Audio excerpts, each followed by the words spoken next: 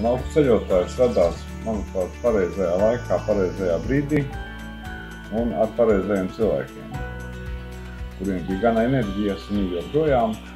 Un patiesību sakot, tas ir ne tikai šīs lauku viesmājas, kas bija sākotnējais, bet tas darbs, ko lauku ceļotājs izdara, apvienojot, savienojot Latvijas dažādos novadus ar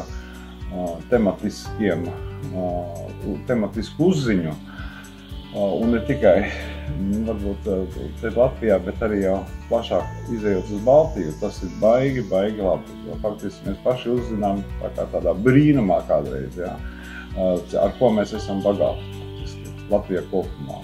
Un vēl viena lieta, kas ir tomēr tas lauks, tomēr Asnāte ir gana aktīva vienmēr, un tad, kad vajag kontaktēties ar valdīšanu un likumdošanu, tad vismaz tie rūcieni no lauku ceļotāju puses izskan laikā un ir gana pārliecinoši un pats galvenais argumentēti. Tie nav tikai apgalvojumi, tie vienkārši ir argumenti.